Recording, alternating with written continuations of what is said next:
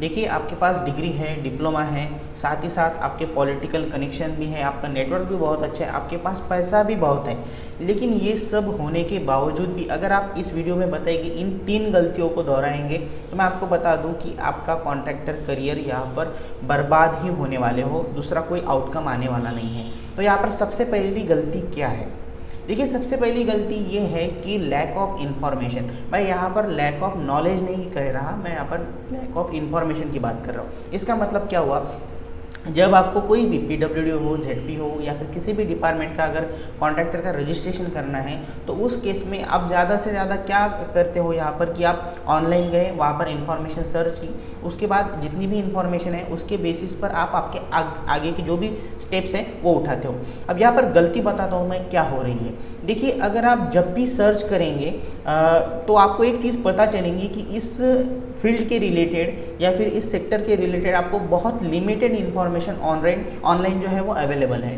तो यहाँ पर दिक्कत क्या है कि अगर आपके पास बहुत कम इन्फॉर्मेशन है तो उसकी बेसिस पर जो आप कदम उठा रहे हो या फिर आपका करियर आप सेट करना चाहते हो वो भी बहुत कम इन्फॉर्मेशन की वजह से गलत डायरेक्शन में जा सकता है। तो फिर यहाँ पर सोल्यूशन क्या है?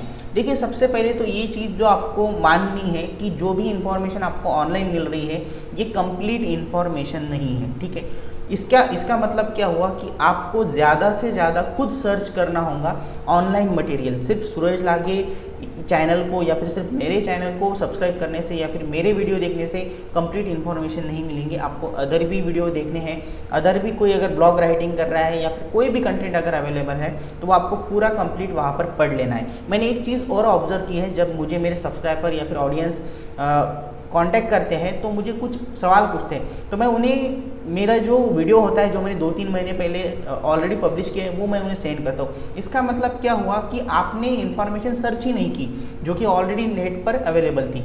ये दिक्कत रही एक।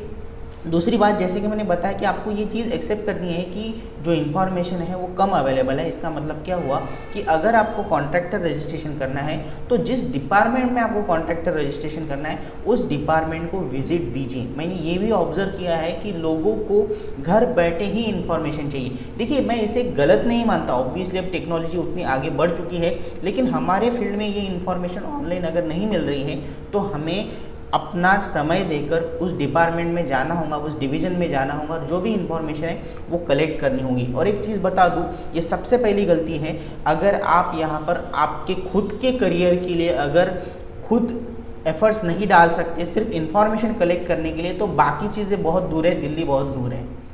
अब दूसरी गलती ये जो कि मोस्ट ऑफ द लोग करते हैं और मे भी हो सकता है कि आज के डेट में जो आप वीडियो देख रहे हो आप भी कर रहे हो, वो गलती ये कि जो हमारे सब्जेक्ट है सिविल इंजीनियरिंग के कोर सब्जेक्ट जैसे कि building drawing, building material, then RCC drawing, ठीक है, या फिर कम्प्लीटली आरसीसी डिज़ाइन और मोस्ट इम्पॉर्टेंट यहाँ पर एस्टिमेट एंड वैल्यूएशन, ये जो सब्जेक्ट है ये वो कोर सब्जेक्ट है जो आपको ये बताते हैं कि कोई भी स्ट्रक्चर जो है वो किस तरह से कंस्ट्रक्ट होगा, उसके लिए क्या क्या चीज़ें वहाँ पर रिक्वायर है मटेरियल, देन कौन कौन सी चीज़ों पर आपको ध्यान रखना है जो कि आरसीसी डिज़ाइन में आ चुका है, उसके बाद आपको कितना पैसा यहाँ पर खर्च करना है। अब देखिए कॉन्ट्रैक्टर का मतलब क्या है, इस करियर का मतलब क्या है कि हमें गवर्नमेंट की तरफ से एक कॉन्ट्रैक्ट मिलेगा, काम मिलेगा कंस्ट्रक्शन का, फिर वो कोई भी काम हो सकता है, रोड का हो सकता है, ब्रिज का हो सकता है या फिर सिंपल एक बिल्डिंग भी हो सकती है।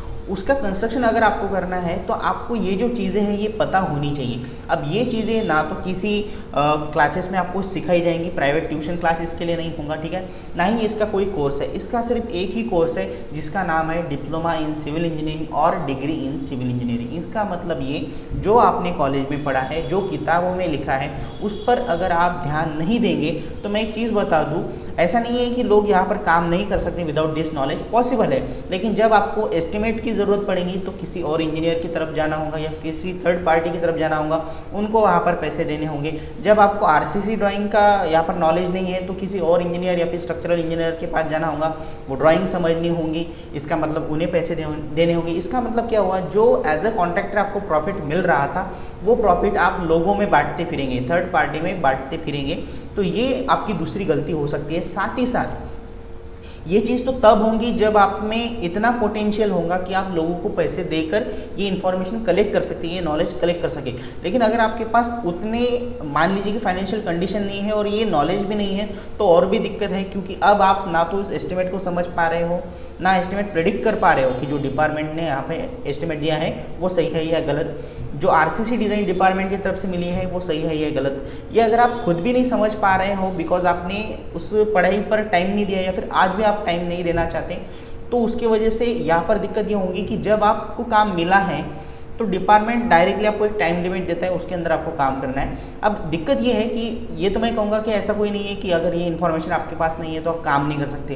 कई लोग हैं जो विदाउट एनी बेसिक नॉलेज भी काम कर रहे हैं, लेकिन दिक्कत ये है कि उसमें आपका लॉस कन्फर्म है। आप एक्सपेरिमेंट कर रहे हो, basically you are doing experiment. अब एक्सपेरिमेंट का मतलब ये है या तो ये पॉजिटिव होगा या तो नेगेटिव। तो आप बेसिकली लोगों से पैसे उठाकर, कर्जा लेकर या फिर आपकी जो भी पेरेंट्स के पैसे है वो आपकी मेहनत की कमाई है वो आप एक एक्सपेरिमेंट पर लगा रहे हो। और यहाँ पर पैसा कोई 5-10 हज़ार नहीं, कम से कम 5 से 8 से 10 लाख रुपए खर्चा होने वाला है एज अ एक्सपेरिमेंट। तो आप सोच सकते हैं कि आपकी कितनी बड़ी अमाउंट आपकी इस लैक ऑफ नॉलेज की वजह से दाव पर लग चुकी है।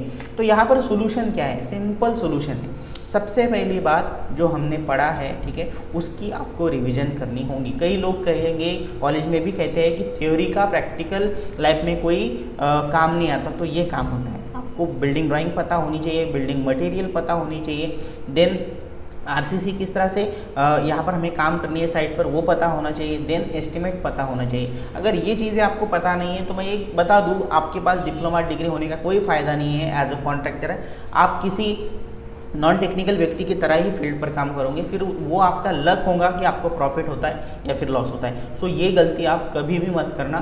कोशिश कीजिए कि इन चीज़ों को हम आज भी सीख सकते हैं। डिस्क्रिप्शन में मैंने कई चीज़ें दी है, जो भी मैं यहाँ पर प्रॉब्लम बता रहा हूँ उन हर प्रॉब्लम के लिए मैंने डिस्क्रिप्शन में सोल्यूशन भी दिया है, तो प्लीज़ वो चीज़ें रेफ़र कीजिए। तीसरी, और ये ऐसी गलती है कि जो सीनियर जो लोग होते हैं मैंने देखा है कि वो लोग भी ये गलती करते हैं, और वो गलती ये है कि डूइंग एवरीथिंग माई सेल्फ, मतलब आप खुद ही सब कुछ करना चाहते हो। इसका मतलब क्या हुआ कि आप टेंडर भी खुद ही अप्लाई करना चाहते हो, आप साइट पर वर्किंग भी खुद ही करना चाहते हो, डिपार्टमेंट में विजिट देनी है, आरए बिल निकालने हैं, बिलिंग रिलेटेड हमें मीटिंग करनी है ऑफिसर्स से, तो वो भी आप खुद ही करना चाहते हो। इवन इतना ही क्या, जो सीए का काम होता है वो भी आप खुद ही करना चाहते हो।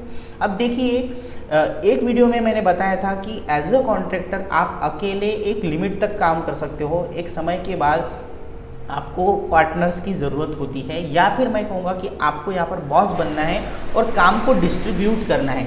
देखिए, अगर आप ये भरोसा नहीं दिखा सकते या फिर इस तरह से आप लीड नहीं कर सकते टीम को, तो दिक्कत ये है कि आपको सब काम खुद करने होंगे, जो कि एक्चुअल में इशू नहीं है। लेकिन इशू तब आता है कि आपको यहाँ पर टाइम लिमिट दी गई है। पीडब्ल्यूडी डिपार्टमेंट जब आपको एक काम देता है तो आपको ज़िंदगी भर का समय नहीं देता, आपको 3 महीने का, 6 महीने का, 12 महीने का, व्हाटएवर जो भी एक टाइम लिमिट है उसमें काम कंप्लीट करना है। तो उस टाइम कंप्लीट करने में आपको खुद अगर आप साइट संभालोगे, ठीक है, खुद ही अगर आप डिपार्टमेंट के लिए विजिट दोगे, खुद ही अगर आप पैसों की अरेंजमेंट कर रहे हो, तो देखिए दिक्कत क्या होती है यहाँ पर कि इन चीज़ों में आपका समय बर्बाद होगा, और यहाँ पर टाइम की बहुत वैल्यू है। जितना आप लेट करेंगे उतना आपका एक प्रॉफिट यहाँ पर नेगेटिव में, लॉस में कन्वर्ट होता जाएगा।